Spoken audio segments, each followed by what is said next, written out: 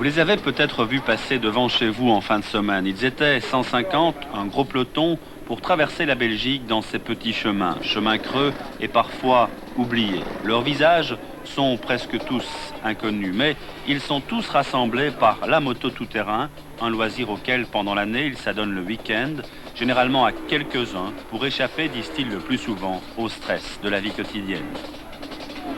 Ceux dont, à grands traits, je viens de dessiner le profil, constituent l'essentiel des engagés. En dehors d'eux, il y a quelques pros ou presque pros venus là pour gagner, tout simplement. Gaston Rayet, 2 fois vainqueur du Dakar, portait le numéro 1 qui soulignait bien ses intentions. Bonne chance, Gaston!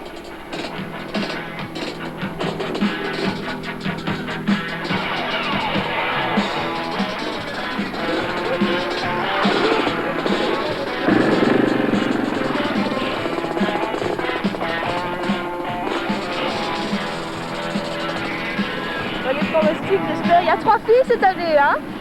Alors, j'espère être la première. Ça va être très gai. Comment ?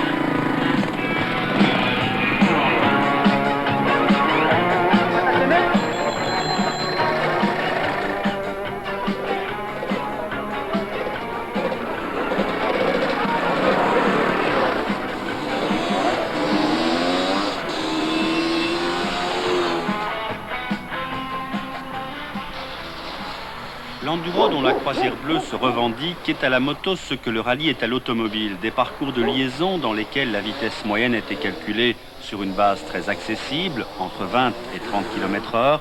Et à côté de cela, quelques étapes spéciales, souvent très courtes, dans lesquelles le chronomètre fait la différence. Ah, voilà. Regarde une fois là si c'est du mou. Là c'est très mou.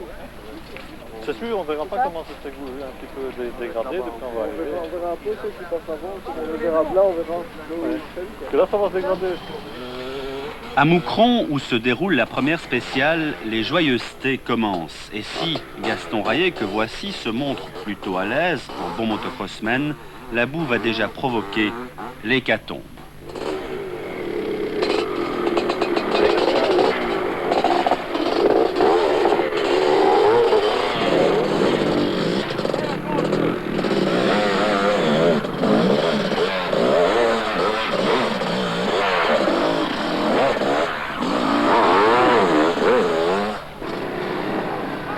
Au bout de ces 10 premiers kilomètres très spéciaux, en effet, les écarts seront énormes. Le moins qu'on puisse dire, c'est que beaucoup pataugent. Il n'a pas fallu longtemps pour savourer les délices du parcours qu'a tracé Joël Robert en personne et en collaboration avec les clubs locaux.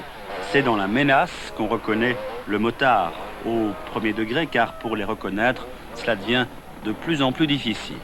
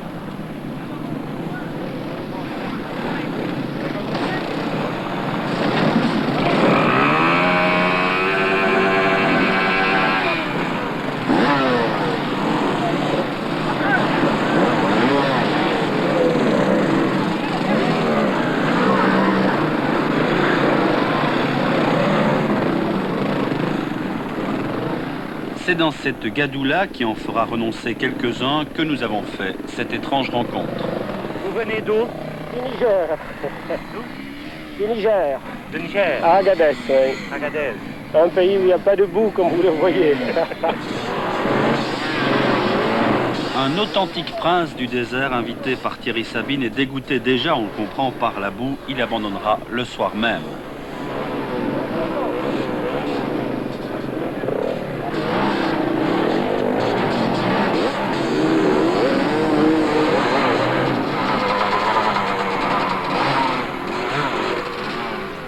Après cette première étape spéciale, les Gros Bras se sont retrouvés en tête du classement général. C'est Guy Heunen, un crossman, 2 fois vainqueur aux 6 jours, une épreuve internationale d'enduro, qui prendra la tête.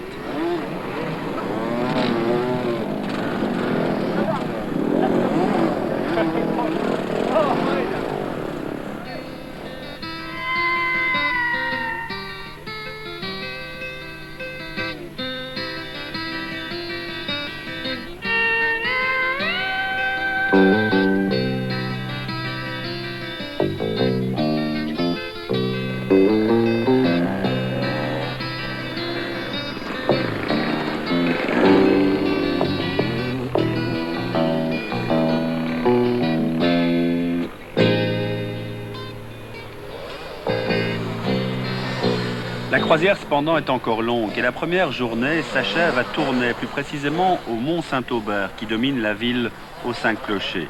Les croisiers, si vous me permettez, succéderont aux pilotes internationaux, présents avant eux pour le traditionnel cross du Mont Saint-Aubert.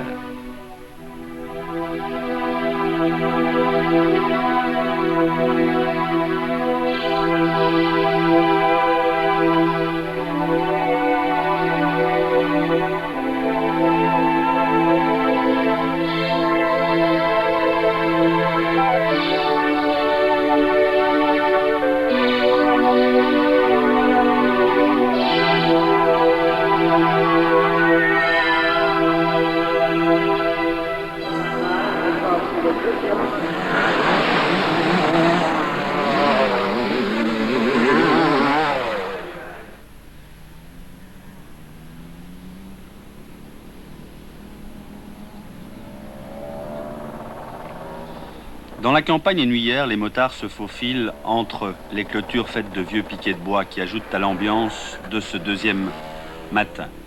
Un paysan, d'abord interloqué et inquiet, s'est remis au travail. La croisière passe et suit ses petits chemins, sans trop déranger.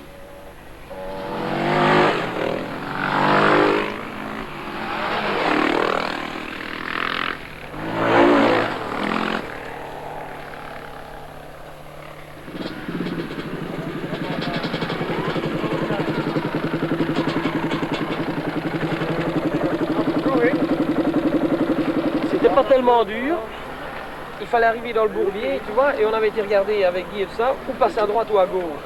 Comme De Jong était à droite, comme Guy Heunen était à droite, j'ai dit je vais à la gauche. Je suis passé dessus bien, à cheval là, tu vois, sur 2 ornières. Et puis à un moment donné, il fallait que je recroise. Et quand j'ai recroisé, hop, la roue arrière est tombée, je poussais, et il y a les spectateurs qui sont venus me tirer. Ils m'ont tiré par terre. Ça vous plaît ce genre d'épreuve? Ah, j'aime bien. J'aime bien. Le seul petit problème pour moi, c'est qu'il faudrait des spéciales au moins de 30 km. Et si tu fais une petite erreur, que tu peux t'acheter. Ici, de 4-5 km, c'est très juste. Si tu fais une petite erreur, bon ben, c'est bien. Ouais, ça me plaît, c'est gai. Je n'aime pas ce genre de course où on a trop de temps pour faire les tronçons de liaison.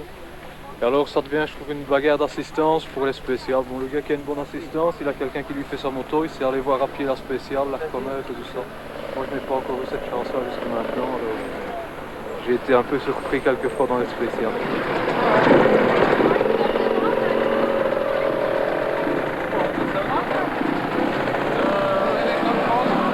Sie haben um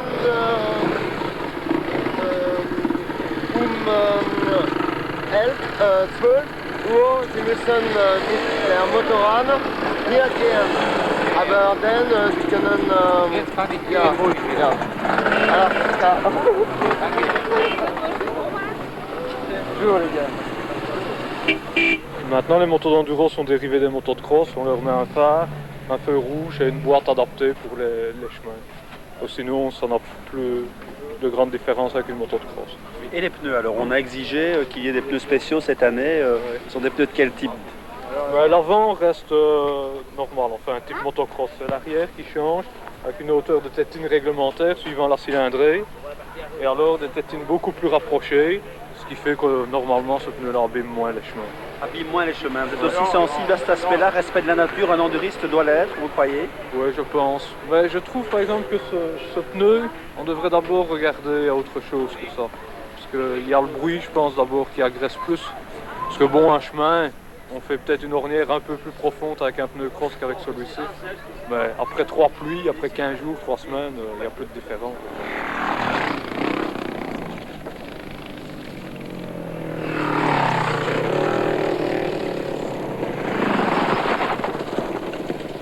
Les petits chemins là-bas que les motos vont prendre, vous les connaissez?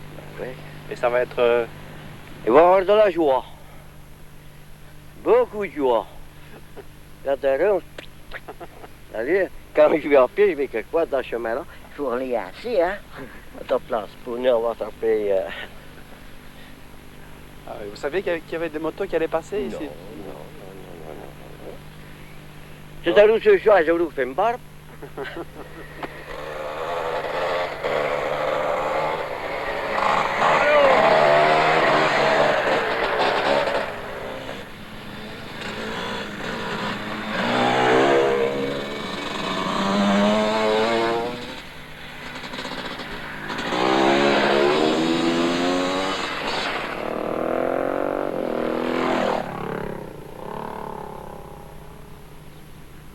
Alors, ça vous plaît, ça, ce spectacle-là?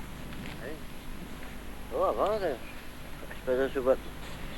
Donc, il faut faire 30 km à vélo pour aller vers le motocross. On va prendre le compte, un simple et à tout le coin. Ceci, c'est pas tout à fait du motocross. Non. Hein? Ouais. Mais enfin, il y en a qui vont vite quand même. Hein? Oui, oui. Ronquier. C'est à ce temps-là. On joue du vélo tant qu'on va le voir. Là, maintenant, il y a une autre garçon, comme on dit. Ça vous dérange pas, ça? Ben non. Ça change un peu le quotidien, hein? Ça change un peu. Mais une grande passion, c'est le jumping, tout ça. Non.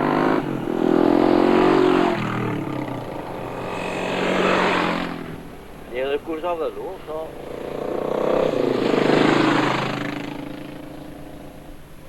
Heureuse et croustillante rencontre faite à Thieux en Hainaut et dont nous n'avons pas voulu vous priver.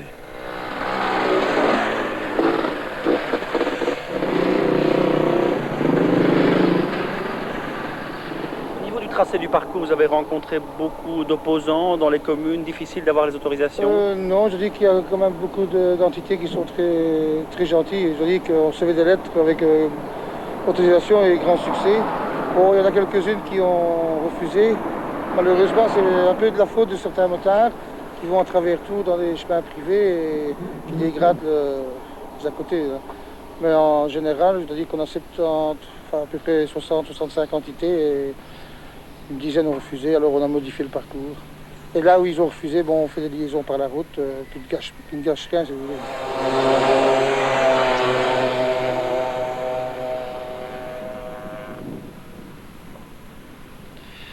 Certains concurrents, toutefois, ont regretté d'avoir fait trop de kilomètres sur le bitume, préférant de loin, on les comprend, les chemins de campagne comme celui-ci.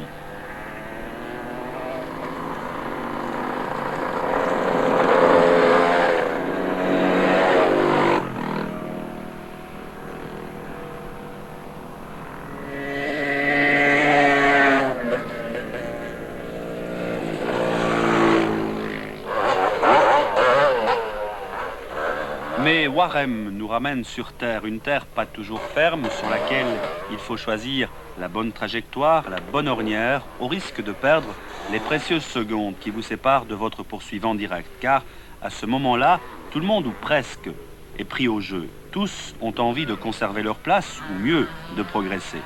Restent ceux qui, quoi qu'il arrive, continuent dans le calme et dans la sérénité, pas du tout inquiets de végéter dans les profondeurs du classement. Et loin de moi l'idée de leur donner tort. C'est ce qui fait d'ailleurs l'attrait de cette croisière, la diversité des engagés.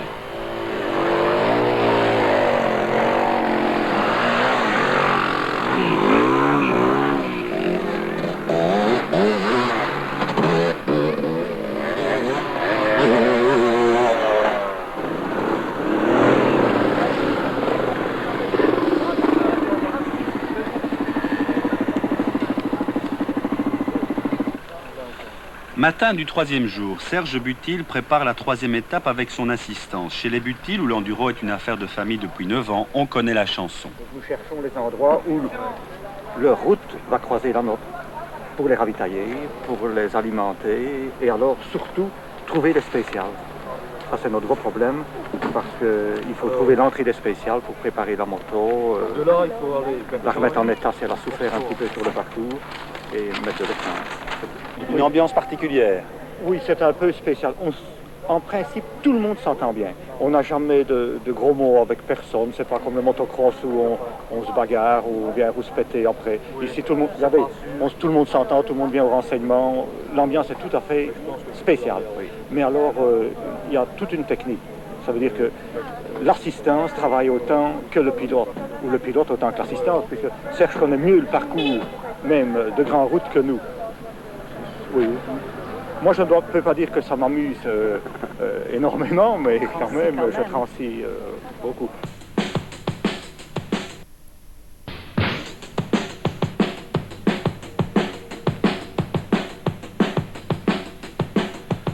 En suivant la croisière à la trace, nous avons traversé et recoupé une multitude de lieux-dits. Lieux-dits qui foisonnent sur les cartes d'état-major, lieux-dits qui chantent quand on les lit, qui sont autant d'expressions de la mémoire populaire, de ses croyances ou de son bon sens, et qui cachent, derrière eux le plus souvent, on ne sait trop quel passé. Bois du Fou, Bois des Loups, Croix brisée, Croix signée, Pré Simon, Pré Canon, Butte des fantômes, Source du diable.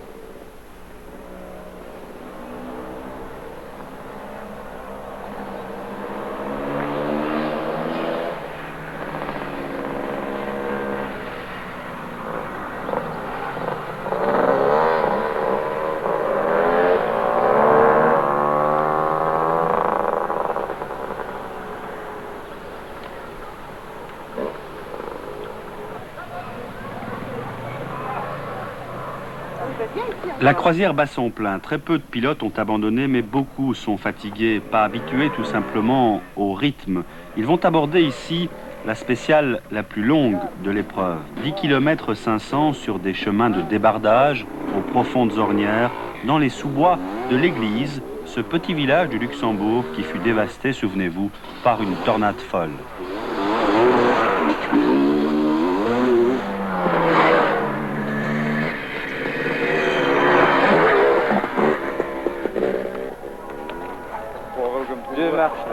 Quoi?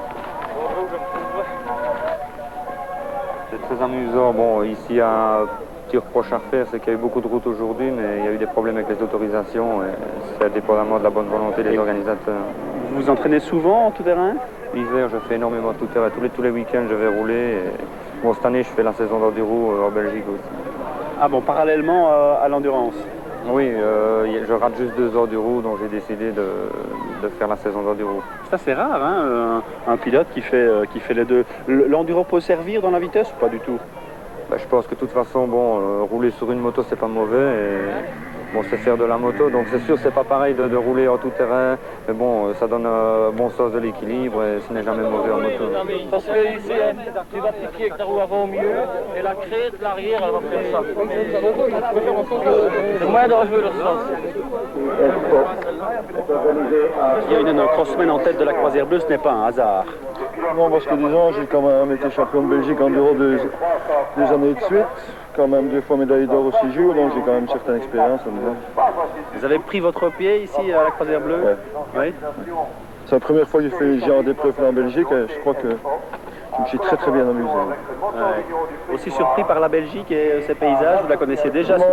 Disons, je fais souvent de la balade, un petit peu ainsi en tout terrain, je connais déjà. Mais ici les Ardennes, j'ai jamais fait. Très très beau, aujourd'hui c'est.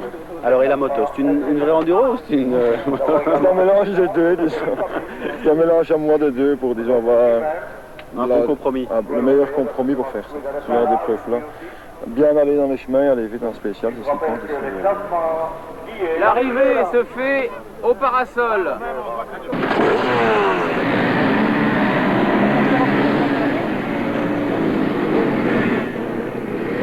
Nous sommes à Bouillon, au pied du château, de l'autre côté de l'Asmois, sur un petit circuit de grass track avec 2 triples sauts qui mettront un terme à la 3e journée.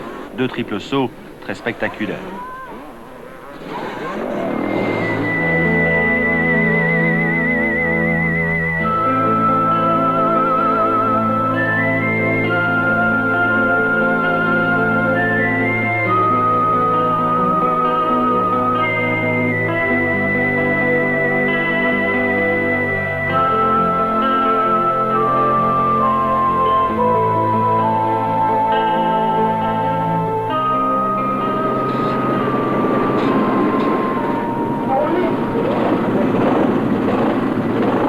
Fait que vous vous sentez bien? Oui, disons en général là, à ce moment-là, je me sens très très très bien. On oublie disons tout le reste et on ne vit que pour ça, pour ce moment-là quoi. Disons je fais beaucoup de tout-terrain, mais bon j'essaye toujours de respecter un maximum les autres, toutes les opinions. Et par moment quand on fait la croisière, je me sens quand même gêné. Il y a des moments où je me sens gêné quand on passe à côté des riverains, ils ont leurs enfants et tout ça, alors on essaye d'être vraiment très très calme.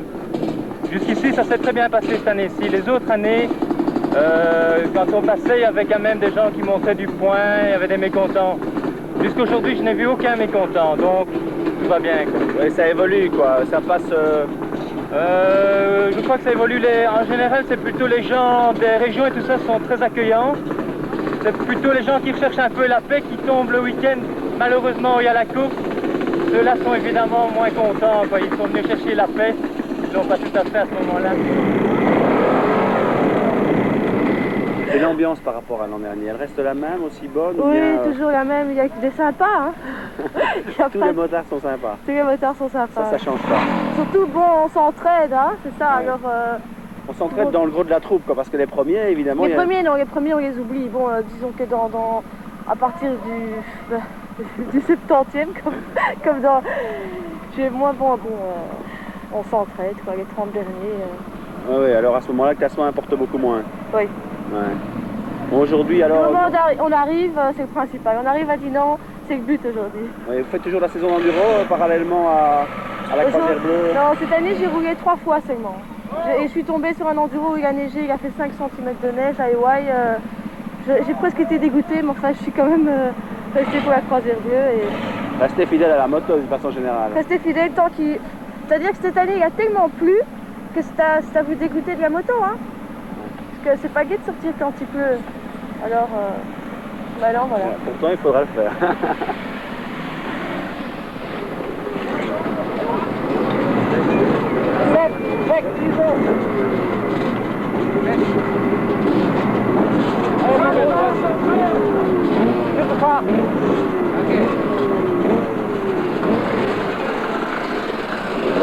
La pluie était en effet au rendez-vous du dernier jour à Bouillon. Un pointage, nous avons vu Guy Heinen, voici Van Dommelen, le deuxième. Il est suivi de Serge Butil à 11 secondes et c'est le souriant Philippe de Jong qui est quatrième.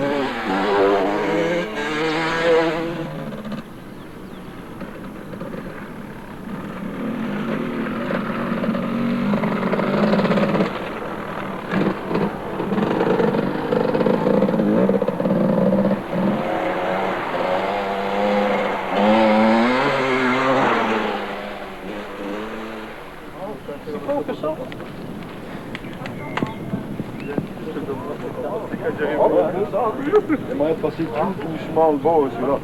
Il y en a dessus, tu vas passer, hein, le troisième, je vais mettre ça dedans. Le sort du travail, voilà. Même en du 2 à l'heure, pour te coucher.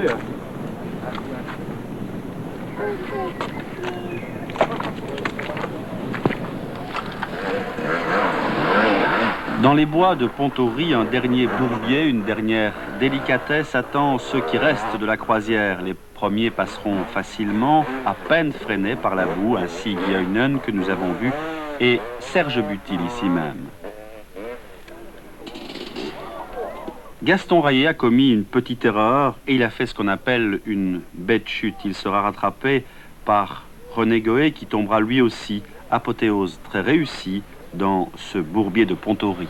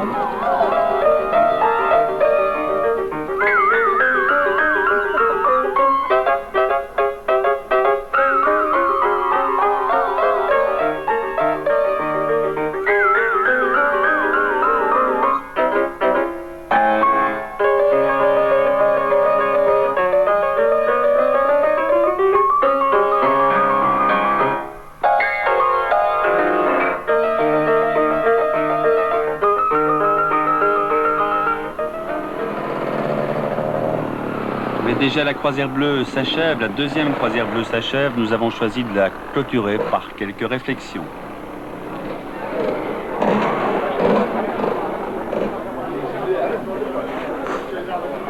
C'était dur?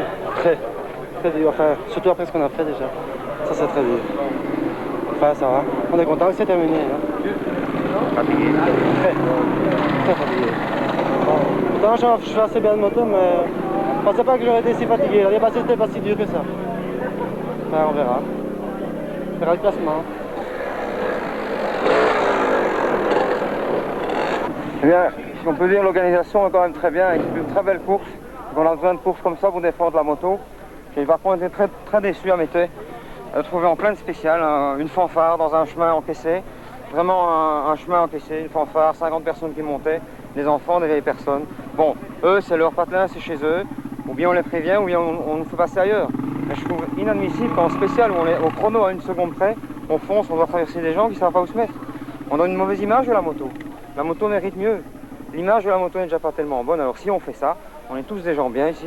Et si on se met à passer pour des fous auprès de la population, la croisière bleue va mourir. On a besoin de la croisière bleue. Voilà, j'espère que ce sera corrigé l'année prochaine. Je dis ça sans rancune, mais je crois que c'est nécessaire d'y faire attention. On doit avoir une belle image auprès du public. À chaque fois ma roue, c'est bien. Il y en a une certainement qui a suivi trop vite l'autre. Hein. n'ai pas eu le temps de cadrer, j'ai fait la roue avant dedans. Je t'ai vu, Et au vu de l'accueil que nous avons reçu par les agriculteurs, à qui vraiment la nature appartient, je pense que si des gens doivent donner un avis sur la nature, je pense que c'est ceux qui en vivent, c'est ceux qui vivent avec. Et je pense que de ce côté-là, il n'y a pas de problème. L'épreuve est bien acceptée. Et moi, je suis un fan de l'écologie. La seule chose, c'est qu'on la vit chacun un peu à sa façon.